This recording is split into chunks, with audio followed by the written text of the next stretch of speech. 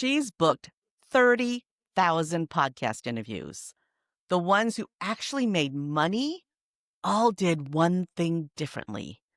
I'm Kandas Rodarte. This is Gratitude Geek. And if you believe, like I do, that gratitude is a business strategy, then this is the podcast for you.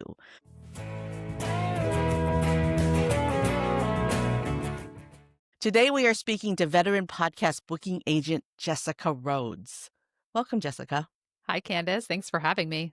I launched this show in 2014, and you have been a booking agent since 2013. Yes. Oh my gosh, you're a veteran in the podcast space. So we can compare notes. Yes, for sure. In this past 12 years, how has podcasting evolved in terms of what's available for guesting? Oh, it's evolved so much, and I'm sure you can relate, having been podcasting for this long as well, for 11 years. You're like, back in my day, back when I first started. I mean, for guesting, back in 2013, a lot of the podcasts, none were on video. First of all, let's just start there. Nobody was recording video podcasts. We're on video. Almost every podcast I do, we're on video. We're using the clips.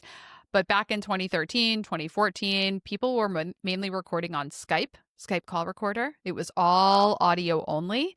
I would say also in guesting, there was a lot of, and in podcasting too, I think there was this desire to be in front of like really massive audiences. Like, I'm going to get famous doing this. And I think now people understand with how big podcasting is, it's really about like niche content and getting in front of really specific shows. The shows have gotten more specific, which I think is a good thing. So, I mean, it's changed in so many ways, but at the same time, I look at my YouTube channel and I go to like the oldest videos, which is like me and my baby, who's like now 12. And I'm like, oh, the topics I was talking about are still relevant today. So in so many ways, it hasn't changed that much, but like there are certain elements and nuances that have evolved a bit.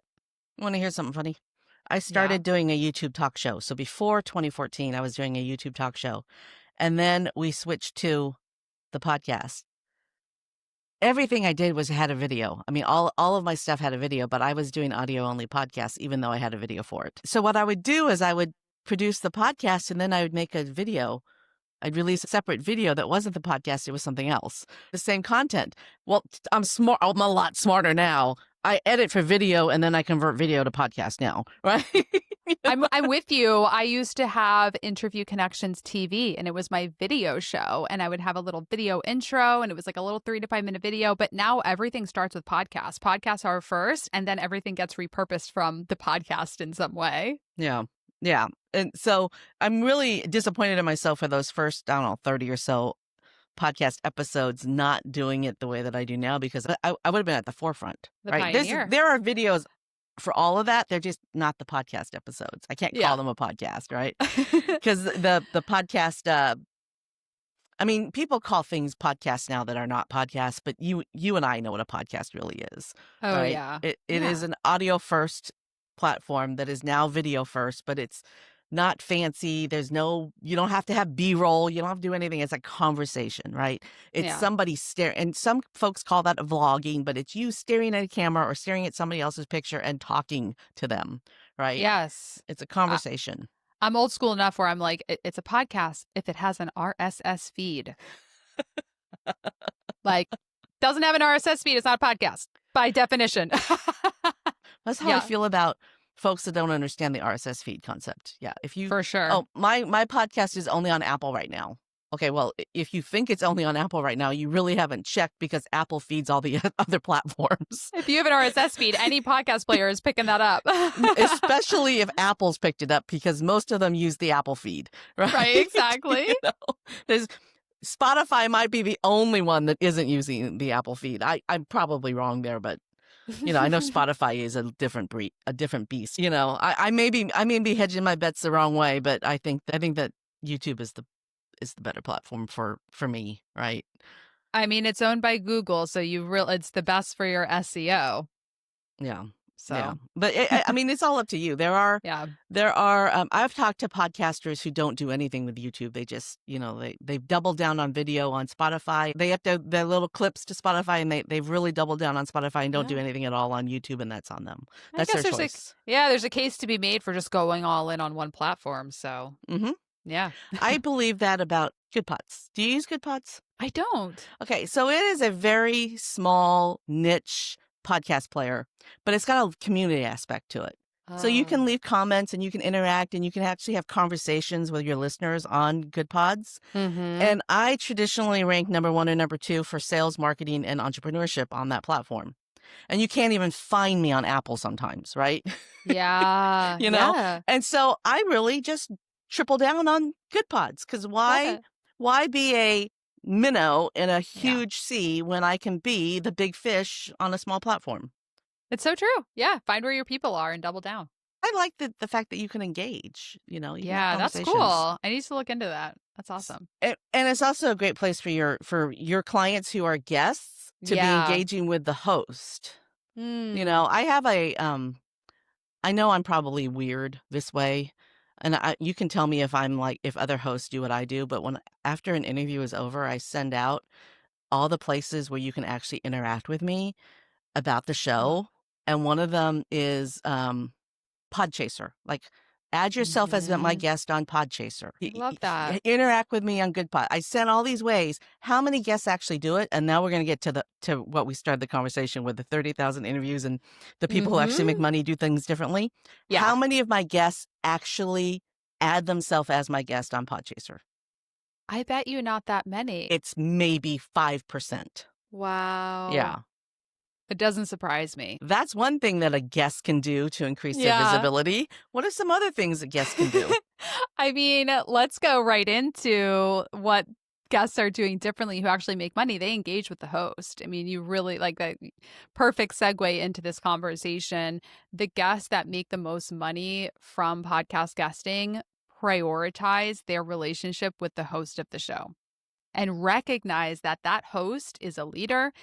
They are a business owner themselves who maybe they would become your client or be able to refer you, but they really prioritize their relationship with the host.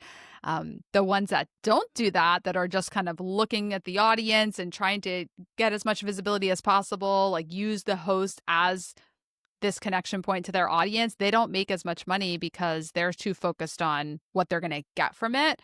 Whereas the guests that are really focused on connecting with the host, getting to know the host, I love that you tell your guests where they can connect with you and how they can engage with you, because a lot of times hosts don't do that. And you're like, okay, they look more active on Instagram, so I'm going to connect with them there. Or they look more active on LinkedIn, so I'll connect with them there. But maybe you don't really know. So I love that. That engagement is good for you too. I've totally been into collaborations lately. I'm telling a secret on myself.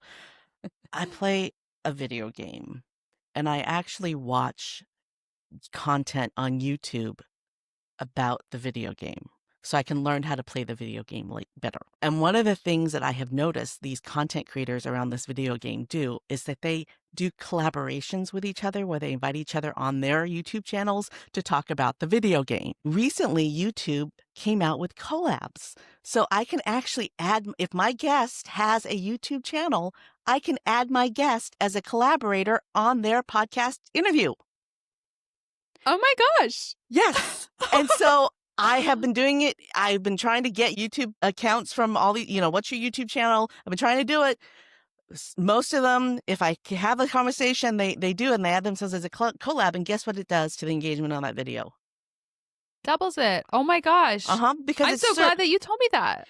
you need to tell all of your clients this. I'm totally going to. And then your clients need to say, hey, I have a YouTube channel too. If you're uploading this to YouTube, can you make me a collaborator? It's a win-win. It serves their audience. It serves my audience. That means twice as many eyeballs. That's incredible. I'm so glad that you told me that. That's like, because you could do that on Instagram with Reels. You can add, a collaborator to your Instagram Reel, which a lot of podcast hosts will do. But that's awesome that you can do that with YouTube, because so many of these podcast interviews are going up on YouTube, the full video.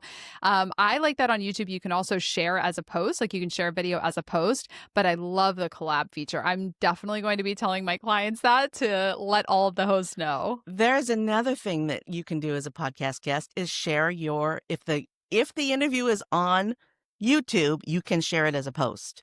How many Yes. people actually know that you can create posts? Honestly, I just figured it out recently, because it's a thing we're in podcasting, and YouTube is kind of new to the podcast world. Now you can send your RSS feed to YouTube so you can get your podcasts my podcast, when it goes out, it goes to my YouTube channel too. But a lot of people who have been in podcasting for a long time and doing podcast guesting, they're not as familiar with YouTubers are not the same as podcasters, but the worlds are kind of coming together. And so we're learning all of these little tricks to get more visibility, and I love it. And see, I've been using YouTube for my podcast since 2014. So you've got the tricks. I love it. and when the podcast playlist became an option, I just converted my playlist. So smart. Yeah, but you know what? I am a pioneer. I mean, I was selling custom furniture on the internet in 1998. Oh my gosh. Yeah. And I mean, I had a web hosting business in 2001. Yeah, you're an OG in the online space. That I sold in 2008. Wow. Oh my gosh. So yeah, I've been doing this a long time. But podcasting is my favorite. Okay, one of the things I'm famous for doing is telling people not to launch their own show. They come to me and they go, I want to launch my own podcast. Tell me how to do that. And I'm like, well, have you been a guest on 10 shows first? So talk about that. I'm so glad you said that, because so many people, they want to be a podcaster. They want to start a podcast. And when I ask them, well, like, what's your goal with the podcast? They're like, I want to grow my audience. Okay, you are going to start a podcast and be wildly disappointed with the fact that nobody listens to your podcast, because the average show, please don't take this the wrong way, but the average show gets like 30 downloads.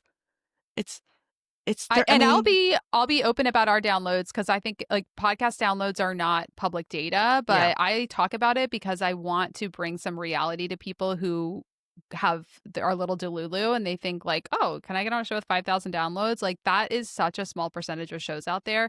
So we've been podcasting. I started our show in 2014. We took a couple of years off and we've relaunched it over the last year. And we have like 300 to 500 downloads per episode. We have a very niche topic, and, that's promoting it to our email list, which is getting in front of like 7,000 to 10,000 people, texting it out to our list. Like, we have a pretty good size, like, engaged audience, and that's how many downloads we have. So if you have an email list of 200 people and, 500 people following you on Instagram, like, you're not going to have that many listeners to start. You're trying to convert your audience to your audience. Where if you're guesting, you're converting somebody else's audience to your audience. Yeah. Guesting is the strategy to get visibility to new audiences, to grow your audience, because every time you're a guest on somebody else's show, you are meeting all of their listeners for the first time. And if their listeners like you and they want to hear more from you, they'll come follow you. They'll join your email list. Maybe they'll book a call and want to work with you if it's like stars align and it's the perfect time. But for the most part, they're going to be like, okay, I like this person. Then if you have a podcast, they can start listening to it. But if you just have a podcast and you're not guesting, you're going to have a really hard time growing your audience. I mean, I remember going to Podcast Movement back in the early days, PodFest. Like, I went to podcast conferences back in like 2015, 2016, 2017. And every single podcaster said, get on other shows. Like, that's how I grow my audience. And that was way back in the day. Oh, yeah. That Still was 10 true years today. ago. Yeah. Yeah. I bet you those podcast festivals must have been so fun back then. It was a different time. I will say I loved it back then. It's a lot more corporate now. Because like Podcast Movement was, bought out, and there's a lot of big like companies that are there, but it's got sponsors now. Oh, big time sponsors. But back in the early days, I mean, it was a fun, because back in 2014, there were like 200,000 podcasts in the world. It was just, there were not that. Now there's 3 to 4 million, there's so many. So it's a much different landscape, but it was very, very fun.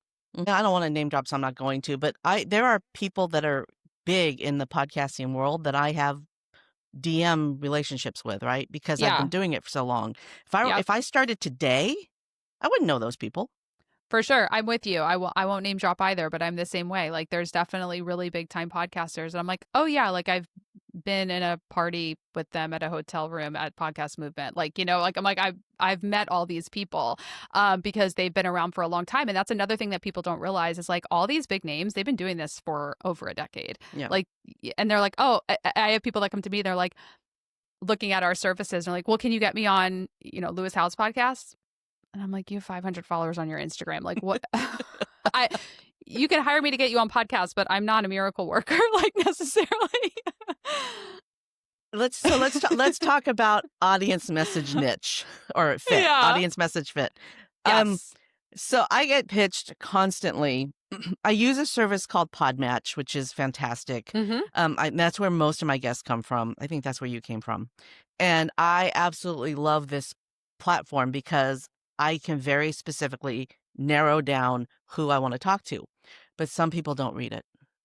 And I have been pitched really weird things. And the number of people that I have to say, thank you very much, but we don't have an audience message fit Yeah. is, Yeah. is remarkable. So to me, I think that if you are a lizard breeder and you breed exotic lizards, there are probably 70 different podcasts that you can be on Mhm. because there's exotic lizard podcasts, right? You Right. don't need to be on some big name podcast because that's not where your message is going to hit. But if you're on the number one rated lizard breeding podcast in America, you're going to have a really good response.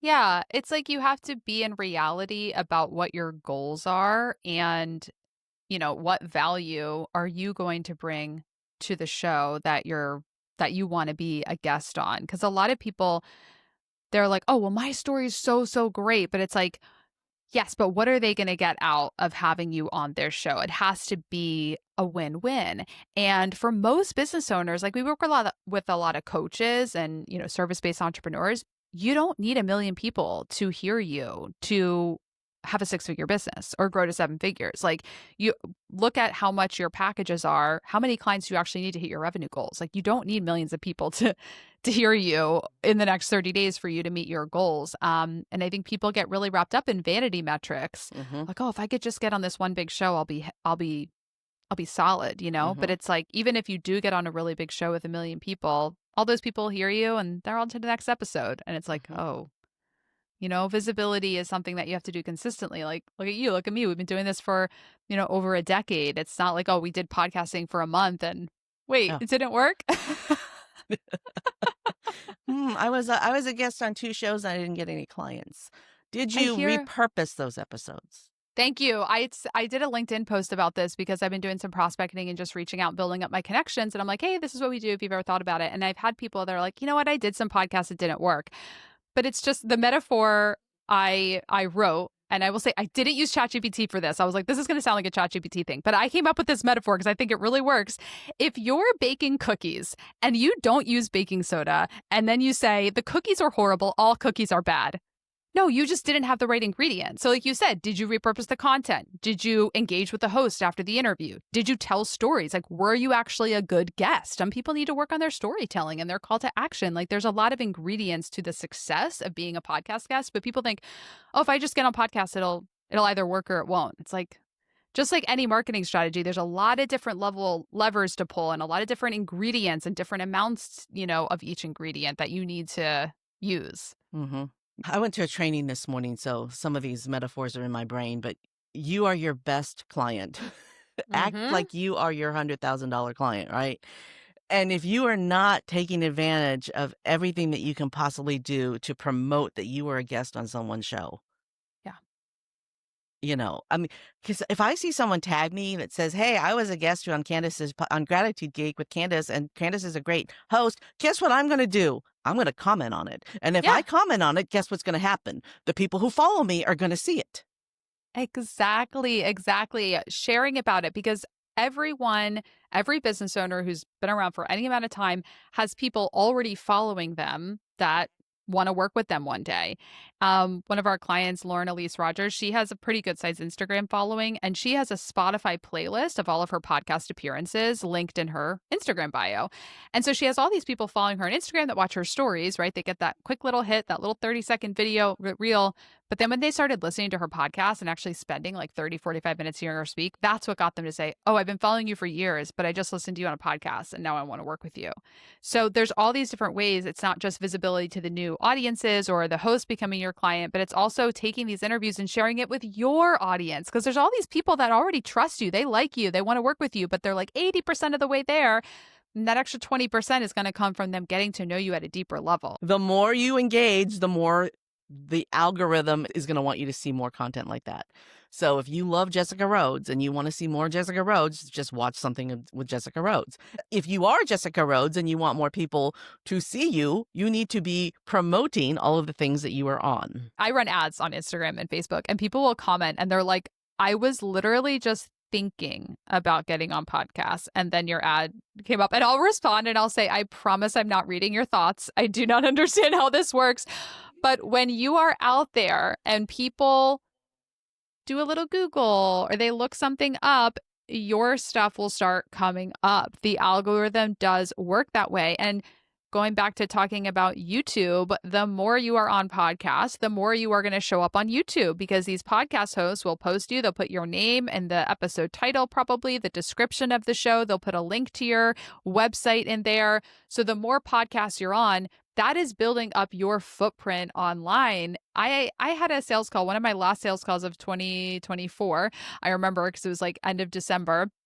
And she was like, oh, I was Googling you, because she had already found us through Google and booked the call, but she was doing some due diligence. She Googled me, and I was a guest on a podcast that she listens to. And she's like, oh my gosh, like, so then that added some credibility, because I was no longer just some random company she found on Google. She's like, oh, I forget the show that she listened to, but now I'm somebody that her podcast host friend trusts. So it added I was like, now I'm in her circle. We have some shared connections, which built up her trust in us. So it really does help to be on podcasts, because you have that social proof and that credibility. Mm-hmm. But it doesn't matter how many shows you're on. If you don't promote them, no one's going to know that you did it. Exactly. Because I will also send my podcast appearances to my email list.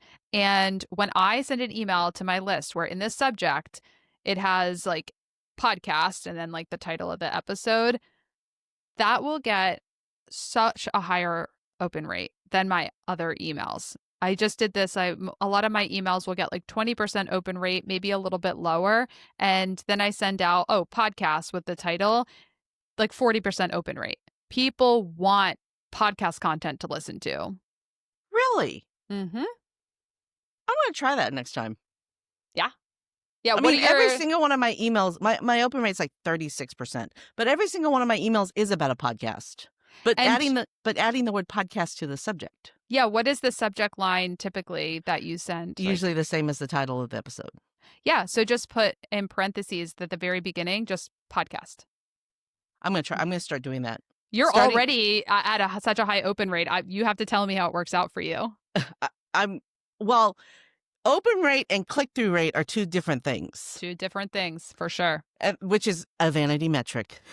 Yeah, you could have a low open rate, but everyone who opens it clicks, and you're like, all right, well, I got more clicks than even the high open rate with low click-through rate. So I'm always looking at those two metrics. And sometimes I wonder just how well these information gathering systems are, because I walked into a networking meeting a couple months ago. I was there as a substitute. It's not a meeting I go very often to. The attorney in the group sees me, runs over across the room and sits down next to me. And she goes, I can't wait to listen to your episode today. I was like, I guess she gets my emails. Oh my gosh, that's awesome. But how am I supposed to know she actually ever listened, right? Unless I ask her. That's another thing that's so interesting about podcast listeners. They do not make themselves known very often. Yeah, of course, if they see you in person, they're going to tell you. But I texted out, because we have a text list too. And so I texted out an episode of our podcast. And I just said in the text, like, send me a microphone emoji if you listen. Nobody does. Nobody did. But my downloads went up. I know they listened. But I'm like, they don't want to. And I think this is such an important lesson, because people will go to podcast pages and they're like, oh, well, they don't have high engagement. Nobody's commenting. That doesn't mean people aren't listening. Yeah. No, that doesn't mean people aren't listening at all. And it also just depends on what platform the podcaster has decided is the most important. I happen to think YouTube is the most important. So that's where I spend most of my effort, right? Do I get a lot of engagement there? No, but I know people are listening. Yes. Exactly. And it's really funny, because even though I spend most of my time doing the SEO on YouTube, I still get 3 or 4 times the number of downloads on the audio. But again, that's for the audio version, that is every single podcast platform out there. That's the numbers, right? And for YouTube, it's only YouTube. Exactly, exactly. And I think this is an important conversation because when people start podcast guesting and they're starting to say, okay, what types of shows and how do I evaluate the podcast? They go to these individual, like I did a whole podcast episode about this because I'm like, people need to know that you can't judge a podcast based off of one platform's metric. Mm-hmm. And furthermore, on Apple Podcasts, the ratings and reviews are for that country's Apple store. Yeah. So if you are in the United States of America and you view that podcast on Apple Podcasts, you're only seeing the American ratings and reviews. Maybe they have 50% of their listeners in Canada and you're Mm-hmm. not seeing those ratings and Mm-hmm. reviews. Mm-hmm. So, yeah. Yeah. And it's so difficult for those of us that are in podcasting, the podcasters, because I happen to know that a good portion of my listeners are in Canada because like 1/3 of my clients are actually Canadian, right? So I Yeah. don't have any of those metrics because I'm a US based show, right? Mm-hmm. And in Yeah. order to get them, you have to bend over backwards and put yourself into weird shapes in order to get the information from other countries. Every once in a while I can find them. But Yeah. it's so rare.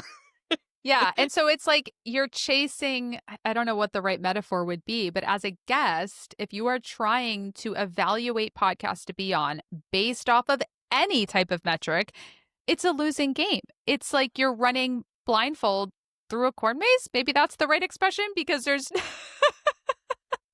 which is my point that the guests who make the most money focus on their relationship with the host. Yep. You know, does Kandas look like somebody that would be a good connection for me? Do I like her vibe? Do I like what she does? Yes. Great. Great show for me to be on. That's it. Hmm. I don't guest as often as I host. I need to actually guest more. I'm just going to raise my hand and say I'm guilty. My guests who stay in contact with me, they're the ones who get referrals to other shows. Yeah, because they're top of mind for you. Or if I get a pitch from someone and it's not a good fit for me, if I have the right vibe, if because I know a lot of other podcasters, I hang out with other Mm-hmm. podcasters.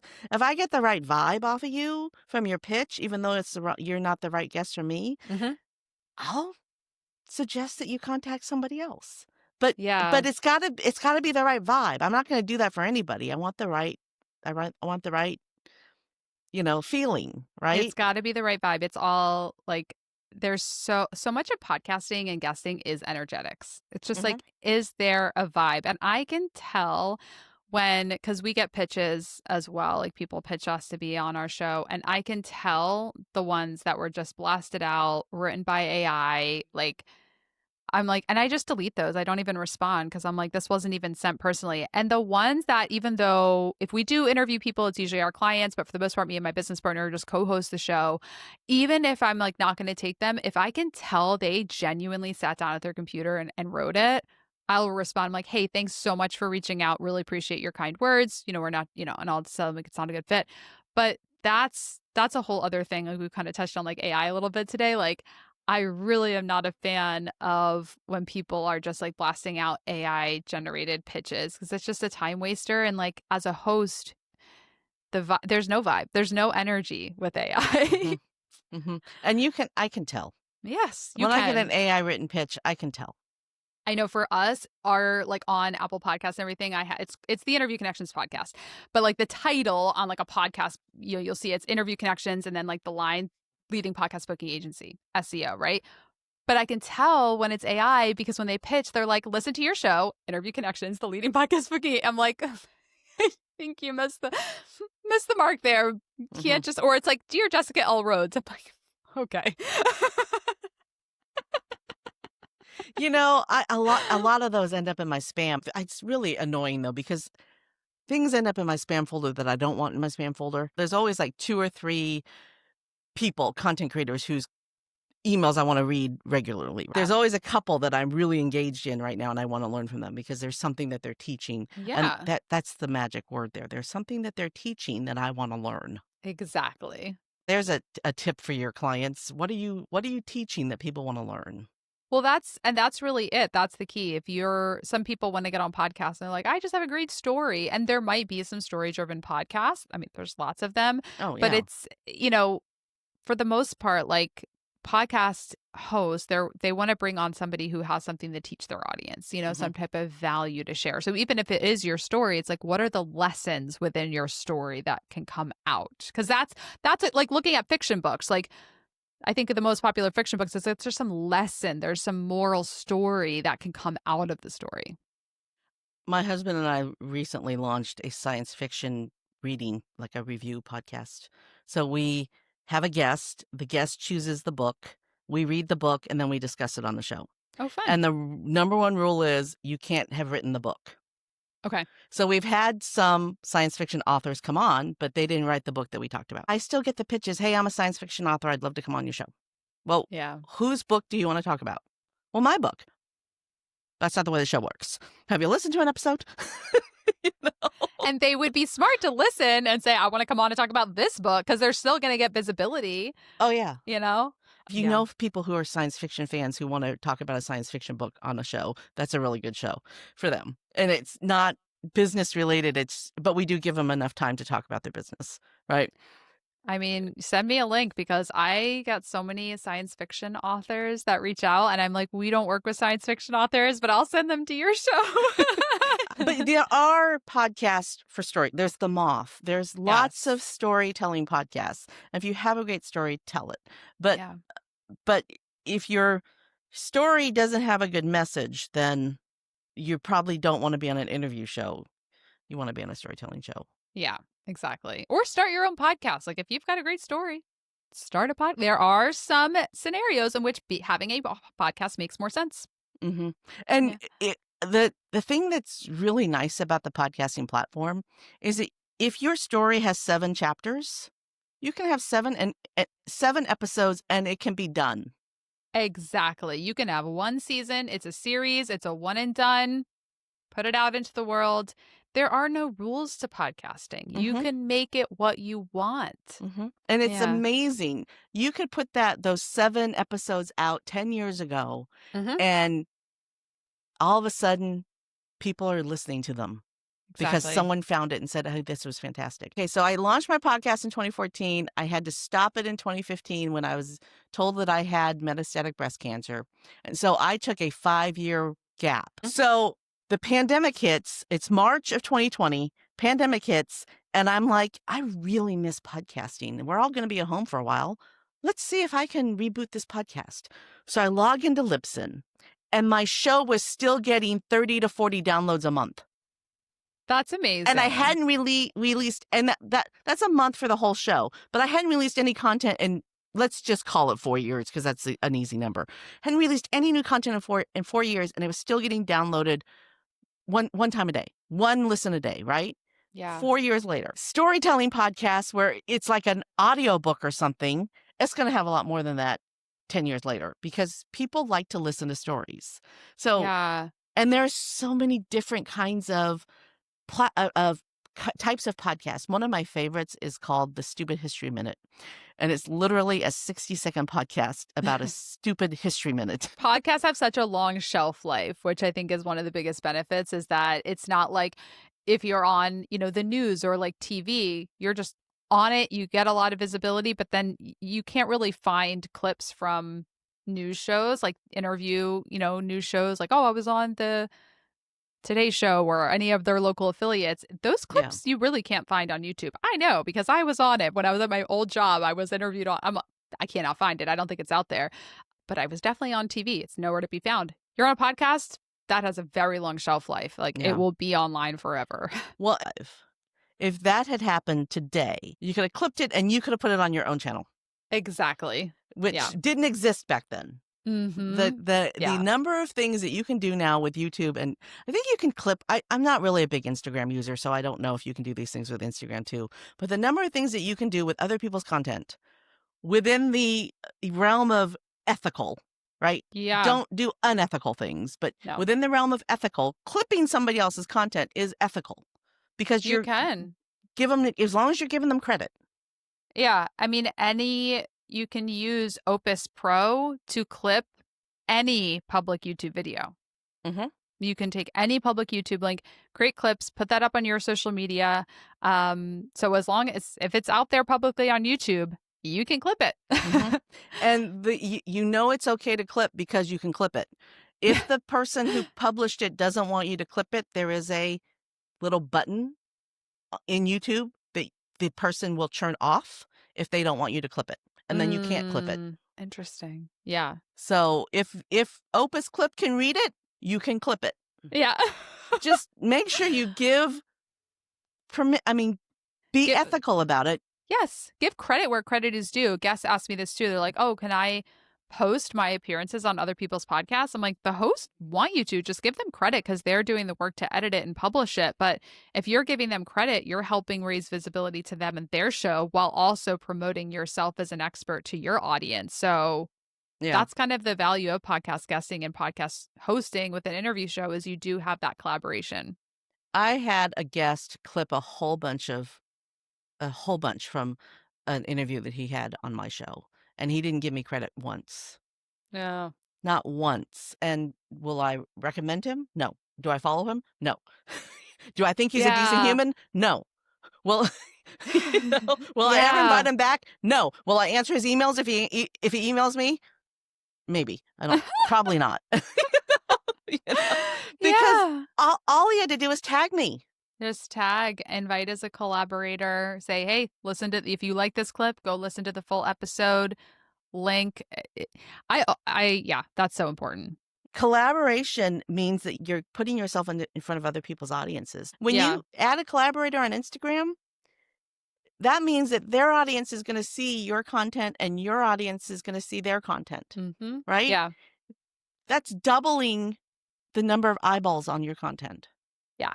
It's so smart. I Mhm. love collabs, and I'm so glad that this is, we have a lot going on in the world, but I'm going to Yeah. call this the age of collabs, Yeah. you know? It's true because we can't really trust the algorithm to I know we were talking about like, oh, the algorithm will kind of serve you up more, and that is true to an extent, but at the same time, sometimes, I'll be on a roll, like I do a lot on Instagram, and I'll be on a roll with getting like, 500 to 1,000 views on a reel, and then it's like 40 views. Mhm. And I'm like, what the hell is going on here? But if I'm collaborating with other entrepreneurs, doing podcast guest appearances, things like that, I know I'm getting visibility because of the collaboration. And it's so strange how that works too with the Yeah. views. I have on the sci-fi book pod YouTube channel right now, there is a reel that just keeps ticking up. Yeah. It keeps ticking up, and it's an okay reel Mhm. or short. It's Yeah. okay. There's another one that I thought was fantastic, and it has 2 views. I thought the other one was fantastic. Nothing. 2 views. 2 views means me and my husband watched it, right? It's And so this other true. one, which is, okay. It just every day, I'm watching it right now because I check on it to see what's going on with it. I'm like, every day, the number keeps increasing. I'm like, Yeah. Why is this one? I know. It's so random. You have no control over that algorithm. Tell the audience about your business. So we're the leading podcast booking agency. We were the first podcast booking agency in the world. So for any entrepreneur that wants to get booked on podcasts, come to Interview Connections. That's what we do. You are also an internet pioneer. Yes. I had the first custom furniture business on the internet. You were the first podcast booking agency on the Yes. internet. We are 2 pioneering women. Yes, absolutely.